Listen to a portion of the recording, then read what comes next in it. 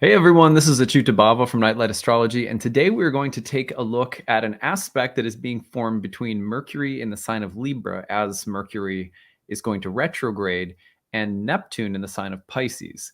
It's not a typical aspect, it's called antiscia, and it is when two planets create an aspect across equinox and solstice lines rooted in the amount of sunlight or light in the 24-hour period. It's a really interesting thing. I have talked about what an antiscia is at length in other videos. So if you aren't familiar with what an antiscia is and you want kind of like a lesson on antiscia, look in the comment section of this video, or excuse me, look in the description of this video, and you'll find a previous video that you can access to kind of get a little lesson on what antiscias are, what this aspect is all about in case you're unfamiliar. You don't really need to know that. You could just listen and get the gist of it too. But if you're curious, you could always check that out. So before we get into it, don't forget to like and subscribe, share your comments in the comments section. It helps the channel to grow a lot when you do that. So I really appreciate it. Be sure to find transcripts of my daily talks on my website, nightlightastrology.com. Every day you can always read or print out what I've had to say for the day, if that's a way that you like to take the content in. When you go to the website, nightlightastrology.com, we also have a pre-registration sale going on until next week. So just a few days left to take advantage of the pre-registration sale for our new classes. The main class that I'm really pushing is the Roots and Spheres program that my wife and I will be leading and starting in the new year. So if you go over to my website, nightlightastrology.com, Roots and Spheres begins January 19th of 2023. You go to the courses page and click on the Roots and Spheres program at the bottom. You can scroll down and learn all about it, everything that it includes. We meet before new and full moons throughout all of 2023 in order to discuss the astrology of every month, and then to pair the astrology of every month with intentional practices that are meant to help us integrate and learn from the astrology, participate in the astrology in a much more conscious way. We're also going to be pairing plant teachers with every single lunation cycle. So you'll be literally working with the plant medicines in your body. And that is an absolutely amazing way to get to know the planetary energies, because you're inviting them in a more tangible way into your body. It's not just information you're receiving, or, we pay attention, of course, to the way the planets are in our lives showing up all the time, but working with, participating in, and getting to know the planets, that takes a little bit more doing. And the plant teachers that correspond or correlate with the planetary energies that we're working together throughout the year should be a real help. And so I really hope you'll check that out. The early bird payment saves you a few $100s off. You have until the 12th to take advantage of that. So be sure to do that. There is tuition assistance if you need it. The other class is the Masterclass series. That one also begins in the new year. And that is ideal for students of Hellenistic astrology, or people who have a little bit more understanding of astrology, want to take it further. Ideally, people who are in my courses already, because it kind of builds off from some of my curriculum, the curriculum of my programs. But the Mysteries of the Moon cycle is the Winter Masterclass series, 4 classes on that. Morning Star, Evening Star cycles of Venus and Mercury in the spring, zodiacal releasing technique in the summer, and unlocking temperament and personality in the fall. So I'm really excited for those. They're each 4 classes, so 16 total. And you can also take advantage of that. The early bird payment saves you a couple $100s off. There's payment plan and tuition assistance and all that good stuff too. So I am excited to take a look at this aspect. One of the reasons that I think it's important to look at this is because it lasts so long. Let's go ahead and put the real-time clock up, and I'm going to point it out. So here you'll see on September 9th, there's my massive, I don't know why it does that. It's so weird. Sometimes it just shows up and it's huge. Here's like, I sit up at night going, when and how is the huge circle going to show up? I'm dreaming in large pink donuts. So there's Mercury in Libra stationing. Now, what happens is when the planets that are in signs of antiscia form, they both land at degrees that respectively add up to 30, then you're getting an antiscia. So let me just show you just briefly. If you are working across the 0 Capricorn axis of the winter solstice, the signs of antiscia run like this. You have Sagittarius and Capricorn. If you had 2 planets at degrees in those signs that added up to 30, they would form an antiscia. Same thing with Scorpio and Aquarius, and then Libra and Pisces. So you notice that 8 and 24 add up to 32. So it's very, very close, and Mercury is moving backward, which means as it heads toward 6 degrees of Libra, it will form that perfect antiscia.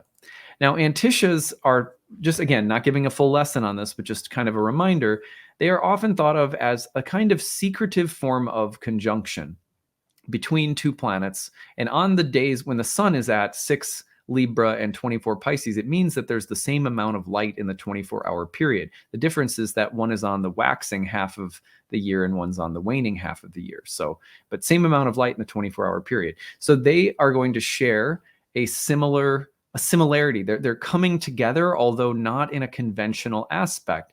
And this is why it's thought of as somewhat secretive. It's not based on a traditional line of sight. In fact, they have no line of sight. They're actually averse to one another by whole sign. So, but nonetheless, their degrees have a correspondence. And so what we're seeing is something like a prolonged Mercury-Neptune conjunction, although it's more subtle, or might be less aware of it. And that has potentially some sort of secretive connotations. So I have several themes that we're going to, now that I should mention, how long does that aspect last? That aspect lasts all the way through, say, 16th, 17th of September. You'll see it starting to recede by the 16th or 17th of September. So, but then again, after Mercury finally turns direct, it'll go back through Libra and eventually do it again. So, and we might eventually come back to that.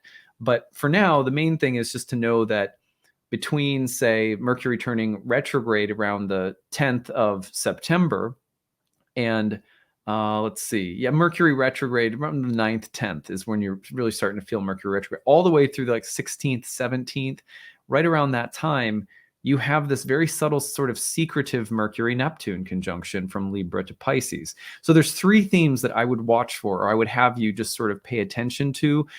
And they're already present because Mercury is 2 degrees away and applying now through its retrograde. So into this weekend, all the way through next week, I would pay attention for these 3 themes. Now, not all at once, not all the time, but just you might notice them popping up under the radar here or there. One is going to be the tendency toward deception, secret, and gossip that is typical of a Mercury-Neptune conjunction. When the 2 planets come together, boundaries slip away when it comes to speech, which can mean that we're more likely to deceive people, less likely to play by the rules of, or, kind of maybe looser in the way that we talk or how we talk, which could mean deception. It could mean that there's a kind of secretive quality in the air around speech or communication. Could be that there's a little aura of gossip. I would be careful of hiding things from people. This is not a good time to sneak on to somebody's phone and spy on them. Like, oh, I've got a girlfriend and I wonder if she's, dating Ted, or, whatever the case may be. I'm going to look on her phone, because anything that you're doing with the, without being straightforward and direct, and if you're crossing boundaries or violating people's privacy or speaking about them when they're not in the room, these things could have more of a consequence than you might imagine. A little smack talk, we all do it, but a little smack talk is could lead to bigger problems. So I'd be very careful of gossip, secretiveness, deception, crossing boundaries that shouldn't be. And so forth. I think this is kind of one of the big shadows of this secretive formation between Mercury and Neptune would be anything that's sort of under the table, and anything that's been hidden or that you're trying to hide or be, you're hiding it from sight. Like, I'm sure there will be, like, I think a manifestation of this you could see in the news would be somebody famous hiding something, or something being revealed that was hidden, or so that someone was trying to deceive or get away with something, and then it's like revealed. The second theme that I would watch for would be giving or needing too much. Now, Mercury, Neptune could be a sign of, Mercury, that let's call Mercury in Libra the diplomat, or the careful negotiator, the one who is mediating between different parties or different needs or so forth. You could find with the porousness and sort of vast watery quality of Neptune and Pisces that there's almost like in some kind of negotiation or in some kind of balancing act that you're trying to pull off with other people, that someone is just asking for too much or is being too needy. On the other hand, you could be tempted, as a way of trying to solve a problem, of giving too much or of over compromising, or like, let's just make the problem go away by giving way more than we ought to. Maybe sometimes that's the way to solve a problem, is to just give an unreasonable person what they want so it'll just go away. I'm not saying that that hasn't ever happened to me before, but you be careful of people potentially trying to drain you somehow. And for the sake of peace or diplomacy, a very Mercury and Libra thing, you're going to acquiesce, or you're going to suffer a fool somehow. So I would be a little bit careful about that. Maybe it's, I could see there being like a grand, charitable, generous offering too, with Mercury and Libra in the secretive conjunction with Neptune and Pisces, like a giving forth that's more than, adequate, like a great diplomatic gesture. And if it's coming from a noble place, then amazing. That the spirit of charity, generosity, compassion, and doing something to be a peacemaker, that could be a really wonderful thing. I would be cautious about the boundarylessness of Mercury, Neptune, and giving too much or needing too much as well. Checking ourselves to make sure we're not asking the people around us for too much or more than they have available emotionally or financially or something like that. Number three, third theme I would look for is the potential to be seduced by appearances. Now, Libra is very conscious of what people think and of the scales and how they're always balancing. And there is always a sense of the social ramifications or the consequences of actions and choices and what other people will think, that Libra is naturally very aware of, being a Venus ruled sign, but also the exaltation of Saturn, a sign of the scales. I think that with Neptune, the sense of becoming very aware, very open and receptive to what other people need and think and want, and being seduced by the appearances of things as well, could become problematic with this aspect, to the point where you're thinking, how I look or what I do or what I choose or how I respond is, I have to maintain a certain appearance or a certain image. I can't let people think that there's something else going on. That's a lot of pressure to place on ourselves. And probably if you try to hide too much or try to create too much of an ideal image or appearance on some level, there'll be a problem eventually. Eventually the truth will come out. We're all a mess. You know what I mean? The more of a pure image you try to present, the more that the complicated, diverse, messy part of who we are, or the reality of the situation, will eventually need to come forth. You can't just suppress that forever. So be careful of trying to present or being seduced by overly clean, pure, simple, perfect things. Leave a little room for the flaws, the faults. Leave a little room for the mess. Leave a little room for the chaos. The Mercury-Neptune dynamic with Mercury and Libra could be, seduced by images of perfection, and I would be careful of that. Well, there's three insights that I think go along with these themes. Not exactly, they're not exact correlates to each of the three themes, but I think that they can help. These are things that I would say, Mercury in Libra with Neptune in Pisces could stand to remember, and it may help us. So number one is, comes from the 12-step background that I have family members in 12-step programs. And so I've learned a lot from just being in the vicinity of people who are working the steps. And I love this saying. It's one that I've heard, many times. Many people have said it. Probably some of you out there have heard it, but I'm not the cause. I can't control it. I can't cure it.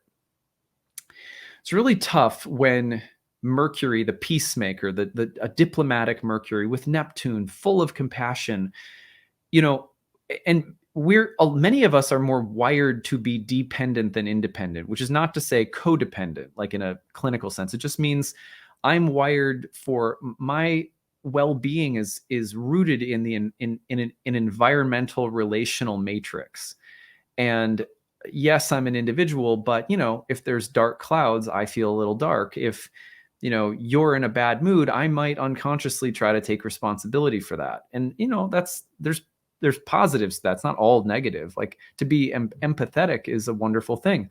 On the other hand, with this combination, I think that we could get to the point where we somehow unconsciously believe if someone's angry around us or someone's being unreasonable, that I must have caused that, because it's easy to be really empathetic and to associate my own moods with the moods of someone else. So one helpful thing that comes from 12-step programs is to say, I'm not the cause of what other people are feeling. I mean, you can cause someone to feel hurt or whatever, and but sometimes there's this space you have to remember, like, and this is often the case when you have someone in your family, for example, who is an alcoholic. You say, look, I didn't cause them to be an alcoholic, right? Because I can't, the tendency to want to take on what they're dealing with, because your peace and your sense of well-being is relational when you live in a family, right? And so you try to fix the parts of the family that are constantly making you feel bad, so you're, I got to fix them. It helps to remember, look, I'm not the one who caused this person to drink. That's something you'll hear in 12-step programs. And it's a healthy way of kind of coming back from this feeling of I got to manage and control everything around me. I think this would be really, this is a helpful piece of wisdom for Mercury and Neptune in the antiscia that they share right now. I'm not the cause. I didn't necessarily cause this environmental thing that's making me feel off and feeling like I've got to fix or come up with a compromise or solution. I can't control this. That's another one. And I can't cure it. And when we take that pressure off from ourselves, it's not that suddenly we become callous. It's that we've come back into our own center, and it becomes much easier from that point to figure out what to do, for the natural intelligence of the moment and situation to illuminate us from within and to know how to deal with it. Like, I didn't cause the disturbance in the environment that's kind of bothering me. I can't control it or try to manage it, and I can't cure it. And actually not trying to take it on gives it the space also to start to heal and deal with itself. And that's a hard level of detachment to take on. But the point is, we can do it while also still being compassionate and being kind and being caring. People think that this somehow means that you are callous, and that I don't think that's the case. I think it takes great compassion to keep healthy boundaries between ourselves and things in the environment that are a source of stress. So just remember that, because the Mercury Neptune thing can really be boundary dissolving. Number two, what you think of me is none of my business, which is, probably everyone's heard that phrase before, right? But I'll have a moment of honesty with you guys. I love content creation. I love sharing this stuff with you guys and stuff like that. I have someone who goes through the comments that, and they don't talk to me about it unless there's maybe some very specific question. But if someone is trolling and being rude, offering really personal, unsolicited advice, or saying something really mean or negative, that's just like personal and rude, or what I mean, like that, I have the person who helps me post does all my social media stuff for me. She'll just take it down, and I don't ever have to think about it, because for years I was reading every single comment, trying to respond, trying to, interact with every single thing. And what I came to, and I'm a Cancer sun with Mercury in Cancer, so it's very, I'm all watery at times. It's very easy for me to care too much about what other people are thinking or saying about me, because in social media, anyone can pop off anywhere and say pretty crappy things about you. And it was getting to the point where, I was spending a lot of time in my, I see a Jungian therapist. So In my therapy with my Jungian, my Jungian, that's funny. My Jungian therapist, I was spending a lot of time being like, I'm so hurt by this or that. And even my therapist got to a point was like, why don't you just stop reading those comments? And I was like, yeah, that's probably, that's a good idea. And so I think that, but with Mercury, Neptune, and the potential for images, appearances, gossip, judgments, and evaluations, very Libran scale kind of thing, to be taking place, it might help to repeat the mantra that what so and so thinks of me isn't my business. And by that, we're not trying to be, again, it's not like, well, I have no interest in the social ramifications of my actions, right? That would be an irresponsible take on this idea. But it is to say that when people start offering unsolicited advice or opinions, or and there's a critical edge to it or whatever, it's helpful to go like, that's your experience. I don't know why. I can't control it. I didn't cause it. I can't cure it. And it's not going to be any of my business why you feel or think that, right?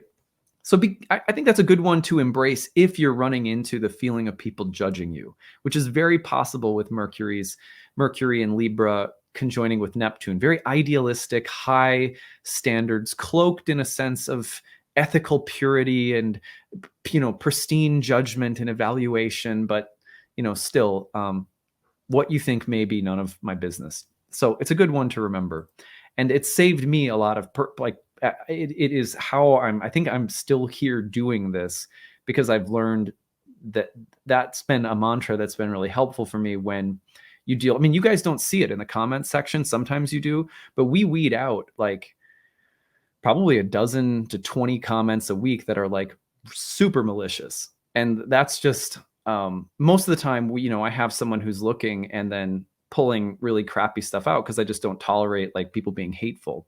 And not just toward me, toward other people in the comments section sometimes too. It's just a problem of social media in general. So to me, whether it's in the workplace or social media or wherever, just be aware that not everything that everyone thinks or says, or the judgments that they have, you don't need to concern yourself with them all the time. And number 3, sometimes there is no easy solution. Now, I think this plays into the potential of Mercury, Neptune to want to seek a solution, even if there's overextension involved, an unhealthy compromise of boundaries involved. So, or needing too much and having to step back and realize that, I'm asking for something that's not going to be given to me. My ask might be too big, or I might be dealing with someone who's unreasonable, or, whatever. So I think that it's important to remember that Mercury in Libra, secretively conjoined with Neptune and Pisces, could have an amazing idea of what the idea, this amazing sense of what the ideal outcome is in a situation. Like, this is what should happen. Well, sometimes, it's not ideal. Sometimes there's not an easy solution. Sometimes things are not going to be perfect, and leave compromise for the mess. Be willing to allow. One of the things I'll tell you this, guys, this is something that as a parent, let me tell you guys, as a parent, I feel like this is something that, like when my first daughter was born, I used to flip out about how the house was just a mess of fluids. I feel like there was just fluids and diapers and smells and high chair, grossness and, milk barf everywhere.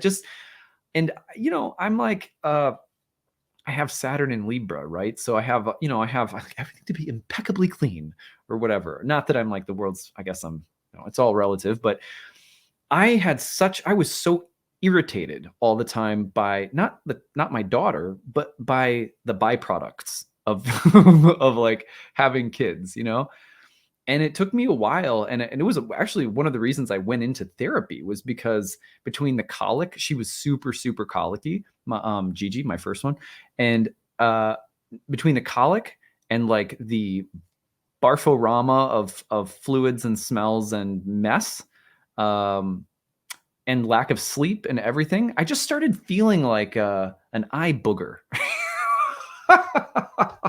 That was weird. Anyway, I just started feeling so gross. And finally, I got to a place. It felt like a real breakthrough for me. I got to this place where I go, Little mess is okay. It's not going to hurt anyone. It's not going to be messy forever. I got to punch this clock for like 18 years. I was like, I'm just going to live. I'm going to become comfortable with messiness. And it has made a huge difference in my life because things do get clean eventually. Things do get organized eventually. Smells do go away eventually. Everything that comes to be passes away, even messes. And I've developed a real patience for it, right? And so I don't know, for whatever it's worth, I hope that you can bring some of that. Like sometimes it's just life is a mess, and you can't have Libra's pristine image, especially influenced by Neptune, of what it should feel like or look like. Sometimes it's just going to be a mess. You learn to live with it. It turns out that there's beauty, there's curiosity, there's humor, there's delight, there's joy, there's spontaneity, there's creativity in messes. In fact, the messes are great places for creative things to grow. And I found that that's exactly what I've noticed about my children. I look at their toy room and I'm like, insanity, chaos. You guys have lost your minds, you know, you know, and then and then I realized I'm like, yeah, but they have created world upon world upon world upon world in their playroom, and like that's good. That's good. Eventually, it'll all get put into place, and there'll be report cards, and just let them go. Actually, you know what? I learned that a little bit of that too from we had our daughter in before she went to kindergarten. She was in a Waldorf preschool. And I feel like I got some of that from Waldorf too. Like they would have like rhythms, but between the rhythms, there was like a healthy amount of chaos going on, like with like play. And then, eventually there's oftentimes if you allow for the chaos, it's weird how like a rhythm of order will just naturally appear somehow. Anyway, I'm going off on a crazy tangent. I've insulted my children, I think. I hope you guys find this useful. I hope you guys are having a great week. Don't forget to like and subscribe, share your comments, click the notification bell for updates. And don't forget also to share your stories. I would love for you to use the hashtag grabbed and tell me how you're seeing Mercury and Neptune show up. If you got a story, I would love to get it together. We're going to be doing another storytelling episode pretty soon. So if you feel like emailing it, grabbed@nightlightastrology.com is the email address. All right, that's what I've got for today. Take it easy, everyone.